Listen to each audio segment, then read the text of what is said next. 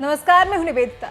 जम्मू कश्मीर से जब से अनुच्छेद 370 हटा है तभी से अपना पड़ोसी पाकिस्तान तिलमिलाया हुआ है।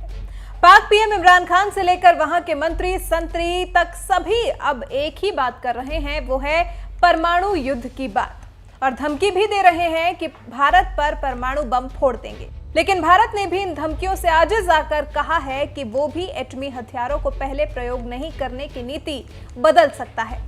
लेकिन क्या सच में दोनों देश परमाणु युद्ध करेंगे, और अगर हुआ तो क्या होगा? लेकिन आज हम अपनी इस रिपोर्ट में सिर्फ ये बताने वाले हैं कि किस देश के पास कितने परमाणु बम हैं और कौन क्या कर सकता है। सबसे पहले हम दुनिया के सबसे पावरफुल देश अमेरिका की बात कर लेते हैं, और इसके साथ ही साथ P5 यानी कि 5 संयुक्त राष्ट्र संघ के देशों के पास कितने परमाणु बम हैं। अमेरिका 6185 परमाणु बम, रूस 6500 परमाणु बम, फ्रांस 300 परमाणु बम, चीन 390 परमाणु बम, ब्रिटेन 290 परमाणु बम। ये तो रहे वो दुनिया की 5 बड़ी शक्तियां जिनकी राजनीति की वजह से दुनिया इधर से उधर होती है, और ये है वो सामान जिससे पूरी इंसानियत का सफाया हो जाएगा। और इतने परमाणु बम हैं जो अपने आप में काफी हैं पृथ्वी का सफाया करने के लिए। अब आते हैं भारत और पाकिस्तान के पास, जो इस वक्त परमाणु युद्ध के मुहाने पर खड़े हैं, और पाकिस्तान परमाणु बम फोड़ने की रोज धमकी दे रहा है।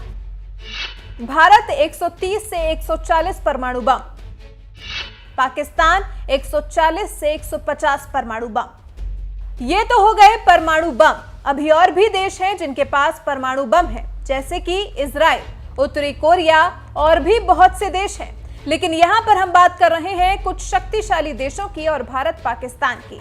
अब आते हैं कि कौन कौन से देश हैं जो पहले हमला करेंगे।